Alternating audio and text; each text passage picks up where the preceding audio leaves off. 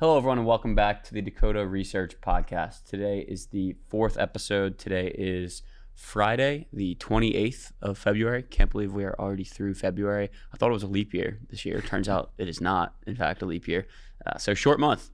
You guys have anything good planned this month or do anything coming up in the spring? No, the weather turning is just a nice surprise this early too. So hopefully we'll be at the golf season, soon. Warmer weather, longer days of sunlight. That's all I really need. Yeah, I guess the groundhog got it wrong. Yeah. But we'll get it right today with all of our coverage. So we'll jump in, just run through the agenda. Today we'll go through private fund news and trends. We have some merger and acquisition activity that's really exciting. Apollo, HIG with a spin out, a bunch of cool stuff to talk about. We have some interesting portfolio company announcements, some brands that you all may be familiar with that have made acquisitions and have had some interesting things going on. And then for our deep dive topic discussion today, we'll be talking about infrastructure. Alex, you started your career in infrastructure, so you'll be our in-house expert for that, and we will keep it rolling. Sweet. Otherwise, at the end of the segment, as always, we will touch on upcoming events and activities, ways you can get involved with Dakota. But first, quick housekeeping. Don't forget to put your questions in the chat. We will be answering them live, and we are very excited to be interacting with all of you. As we've talked about a million times, all of the content that we cover on this podcast is created and generated by our Dakota Research platform. Dakota Research at a high level is a private fund due diligence database used by leading wealth managers, endowments, foundations, pensions, and fund of funds, and that's growing every single day. So we look forward to introducing you more to the platform. If you'd like to book a demo, you can do that on our website. Otherwise, let's get right into it. So, gents, I see we have a HIG former executive has launched their own firm. Yeah, so I caught wind of this on LinkedIn on Monday. Rob Wolfson, former executive MD at HIG, starting his new firm, Atheist Capital. In his previous roles at HIG, Rob was, the executive managing director, the leader of the healthcare group there, led their Advantage Fund as well, really led the San Francisco office at HIG, spinning out to start his new firm, focused on healthcare investments. That's where his expertise is. On the website, he's the only member of the team thus far. He's looking to build out the team by the end of March, early April, according to the website. So he's clearly had a ton of success at HIG, very well tenured executive. So excited to follow that firm and see the type of team he builds and the success that he has moving forward. Yeah, and I think, again, we kind of covered a little bit of this last week too, but fundraising environment seems improving. There's a lot of deal activity that we're certainly picking up on. This kind of speaks both to the environment, but also just the franchise of HIG too, and Rob's track record and pedigree. But what sectors are they focusing on for this strategy? So yeah, they're going to invest in healthcare a little bit more broadly, focusing specifically in the North American geography, really looking at businesses with EBITDA around $5 to $30 million. So lower middle market buyout, healthcare and essential services as well. Excellent. It's an exciting time because, at this early stage with, the new firm launching too, to be able to see the team developments, he's going to be making some really key hires over the next few coming months, and to see how that team's rounded out will really speak to kind of, the sub-industries and groups and expertise that firm will, bring to bear. We also had some news come out too related to Redbird Capital Partners, actually related to sort of the global alternative credit manager, Reckoner Capital Management. They are backed by Redbird Capital Partners. The firm was founded in October 2024. It is a team of executives, John Kim, Ricky Lee, Timothy Wickstrom, and Jamie Kim, where they're going to aim to invest in the credit assets to provide tailored solutions to regulated institutional and retail clients. This is a partnership with Redbird that aligns with kind of their core investment strategy in supporting their leading management teams with growth capital and operational expertise. So on LinkedIn, Redbird currently manages around $10 billion in client assets on behalf of a global group of blue chip institutions and family office investors. So more developments there kind of in the private credit space as well. Yeah. Private credit is clearly a theme that we'll probably talk about at some point more in depth, but it's clear that these firms are trying to provide tailored solutions to that asset class. Absolutely. Because there's a ton of demand there. And when you think about it too, just in the space, with higher base rates, I think we talked about this a couple weeks ago, but what that means from creating financing structures that are best suited for company specific purposes. So being able to not necessarily just provide a specific loan, but being able to provide other kind of capital solutions where they're not just traditional bank forms of lending, where they're actually be a little more creative and solutions provider to the businesses they're lending against. Yeah, and more competition in private credit too. All these firms are doing it now, it seems like. So while it feels like from the allocator seat, everyone wants to do private credit, from the investment firm seat, it feels like everyone's doing private credit. And so to differentiate yourself by having the backing of a Redbird, who's obviously a blue chip firm in themselves, will definitely help. Speaking of blue chip, just jumping into our fundraising highlights section here, we just saw Bonfire Ventures raise their largest fund ever. Alex, I see. Yeah, so Bonfire Ventures closed their fourth fund at around $245 million. That's their fourth fund and their largest to date. So now they manage around $1 billion in assets. They're a firm based in LA. They invest in B2B software companies and SaaS companies. They tend to be leaders or co-leaders in rounds, investing in seed stage or early seed stage. Their check sizes are roughly around $1 million to $3 million. The background of some of the people at the firm, definitely operator focused. So when they're investing in these companies, they like to be strategic capital, have long-term partnerships with these firms, and going beyond just providing them capital and providing strategic guidance. A couple notable exits that the firm has had over the past include TaxJar, which Stripe acquired in 2021, and Scopely, which was acquired in 2023 for almost $5 billion by a company called Savvy Games. So in the one Stripe acquisition within the payment space, they're focused on. So it's interesting too. I'm just on their website now, and you mentioned B2B, so e-commerce and marketing, fintech and crypto, go-to-market tech, industry cloud, modern healthcare. They cover a lot from industry, but very specific areas too. And then interestingly too, some of the locations of their portfolio companies as well, which I think is neat. So sometimes when I think about where like a lot of the new best ideas are coming from, you think of some of like the coastal cities, San Francisco, New York, Boston. Yeah. It's interesting too. I look at this list of different cities that they've invested out of: Atlanta, Georgia, Austin, Texas, which is also in the news quite a bit for startup, but Brooklyn, Denver, Colorado, Greenville, South Carolina, Detroit. Just to name a few, even some in London, so internationally too as well. It's just, I guess it's interesting, this strategy, being based where they are, but also being able to have the reach to be able to invest in early stage ideas kind of across the country. There's probably not as much competition in those areas as well, because when you think about early stage software and tech investing, you think San Francisco, you think New York, and those are the two main hubs, and you think Boston as well. But less competition in those other areas like Atlanta and Austin. Yeah, they say Detroit is the next Brooklyn.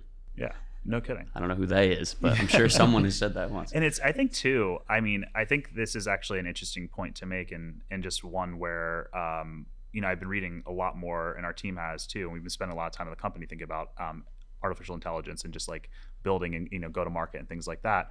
Companies today, or companies that past rather, used to really rely on sort of the ecosystem that they existed in. Think about Silicon Valley, being within the ecosystem, having the engineering talent there, being close access to the pools of human capital that you can tap into to build these companies from an early stage on and scale.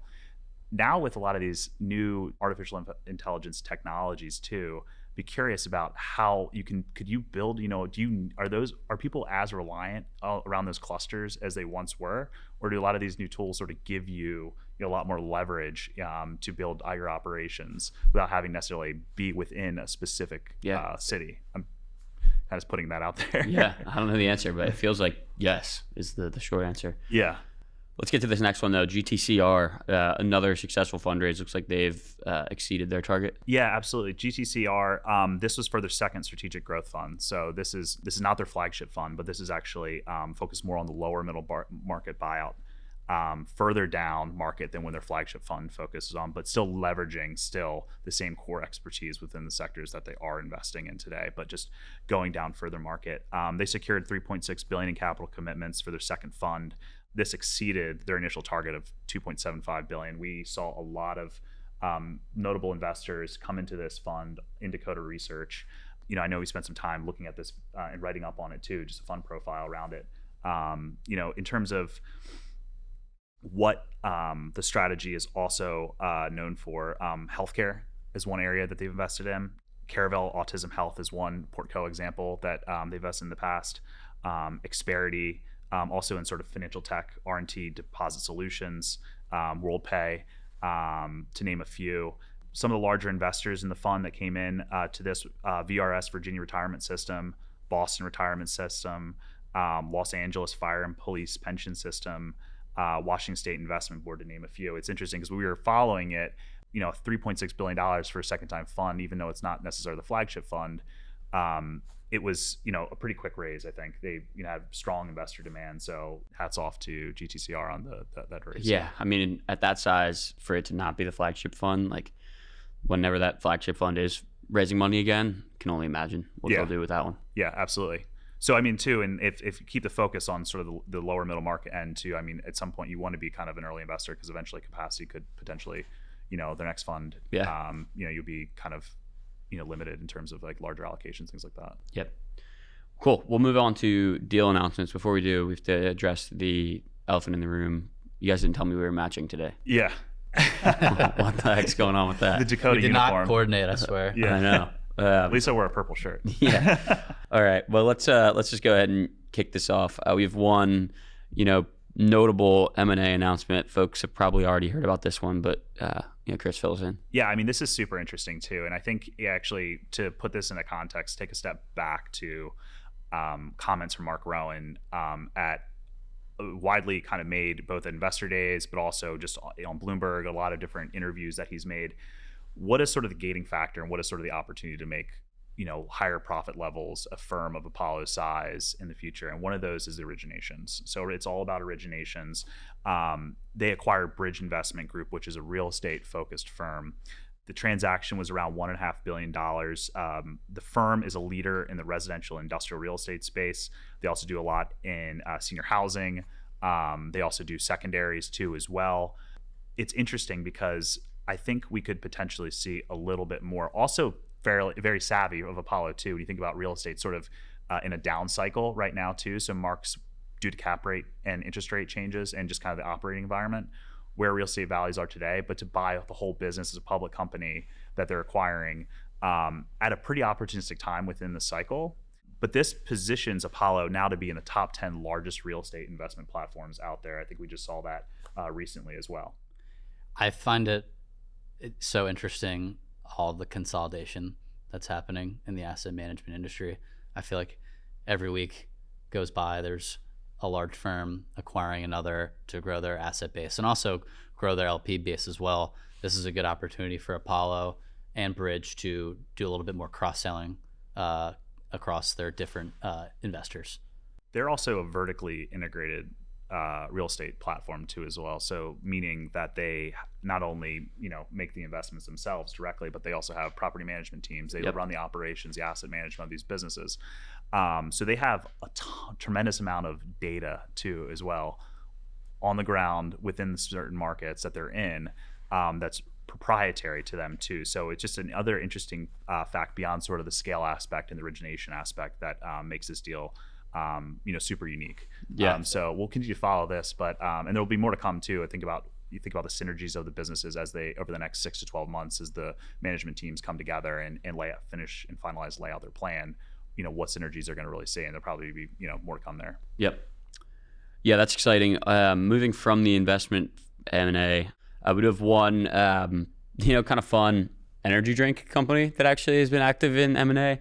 My sister is a pretty big fan, so hope it doesn't change anything with the product because I think she'd be crushed. But Alex, looks like Celsius is buying Alani Nu. Yeah, so when I was looking into this news release, I actually didn't know Celsius was a public company. I didn't either. I'm finding that out right now. Yeah, they were listed a little over 5 years ago. The stock has actually been an absolute roller coaster. It's been up like 1,000% over the last 5 years, but over the last 6 months, it's been down. And they compete directly with Red Bull, or? Yeah, so I think that's part of why the acquisition took place. Alani Nu is more of a female-focused functional wellness and beverage brand, and Celsius wants to grow their market share in the US and also appeal to a wider demographic, which was the main driver around this acquisition. They purchased Alani Nu for $1.8 billion. The sell side analysts were pretty bullish on this acquisition, citing it's a strategic move for them to expand their market share, and particularly along the female consumers like Pat's sister. Yeah. While Truist was one of the sell side teams that was pretty bullish on the acquisition, they did cite that there is going to be increased competition regardless in the future. Totally. Yeah, I think Celsius is interesting too, because you don't see a lot of people drinking Red Bull necessarily all the time before they go in the gym, but you do see a lot of people drinking Celsius too. So it's kind of like better for you, energy drink, kind of aura around it. Yeah, and the competition in that space just is growing by the day. I mean, it makes sense for them to be going towards the female focus, right? Because you just had Alex Cooper, obviously unbelievably famous, just launched her new beverage line, Unwell, which is going to have, energy drinks and all that. And then on the younger side or what have you, you have Logan Paul with Prime and all of these different things. And it's just like this influencer Mr. Beast is doing something when it comes to energy drinks and like chocolate bars, like this consumer, like healthy drink situation just keeps growing by the day. Yeah, I mean, you also think about like other, canned beverages, functional beverages, Liquid Death too comes to mind. That's been, a credible success story for that. I think Delaware guys too. Yeah, really? Yeah, no pretty kidding. sure. Yeah, I did not know that. Yeah. So a lot moving there on the consumer space. We'll have to probably cover that as a separate topic later, but really interesting acquisition. More to come there. Yeah. Cool. We'll move on to our people move section. Looks like Secession ended a few years ago on HBO. I'm still missing. I miss that show. I'm missing Kendall Roy every Sunday, but looks like we had an interesting eldest son Secession situation happen at Cantor Fitzgerald. Yeah, Cantor Fitzgerald, Howard Lutnick is going to take a spot within the administration. So he is, figuring out basically what the plan is for Cantor, being closely held asset to their family. So he appointed his two sons to move into senior roles at the firm. I know you read a lot